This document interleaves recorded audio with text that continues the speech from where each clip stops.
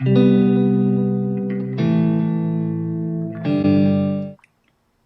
right, I'm pretty sure you're all confused by the title, right? As well as what you're seeing here. This is a KBD67 Lite. How you can tell because of the word KBD sitting on it. Likewise, this is a KBD67 Lite. So what's going on here? Well, if you take a look, minus the fact that this is a drop mito pulse keycap, you see that plate? Well, that's the teal plate from the Keycult number 265, right? Once again, as you can see, here's the teal plate. What you're seeing here is a piece of tape, and the goal of me showing the tape is what I do is because as you can see, the way this sits is the plate is sitting right onto the edge, right? Which means that the gasket mount is actually is flush. However, it is sticking out, so therefore there is always a gap all the way through. This tape just shows how I covered it up, right? I just didn't like the gap. But the cool thing is there were little nubbits, little things that sticks out, tiny little things. I cut those off. I think there's 6 here and there's 6 here.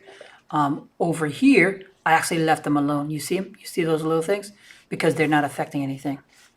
So for me to fit a Keycult into here, what I had to do was cut those pieces, right? Cut the hole a little bit because the way it sits is the PCB normally has the slot there, but because the Keycult has the daughter board, I had to cut it down so I can move it down a little bit. All right. So there you have it. A very cheesy setup. Now this is a $40, KBD67 Lite plastic case, so it has that flaw.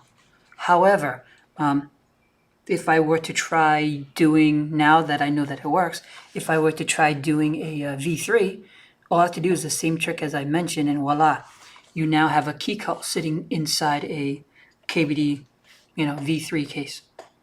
So the way it sits, the way it is, I kind of like it because it was very cheap for me to buy this case, to have, the whole entire housing in here. Long term, I don't know if I love it, because the reasons why I buy the Keycult and the reasons why most people buy the Keycult is for the original Keycult case itself.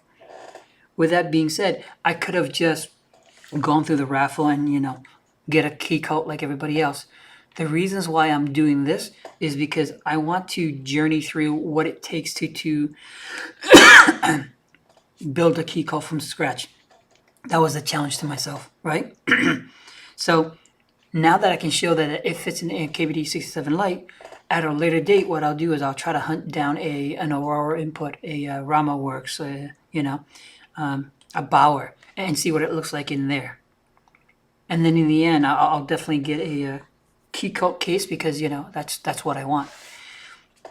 But the good thing is that you all get a chance to go through with me to learn about what it can do. I've yet to see anyone on YouTube, I've yet to see anyone anywhere talking about how they're putting a Keycult inside a KBD case.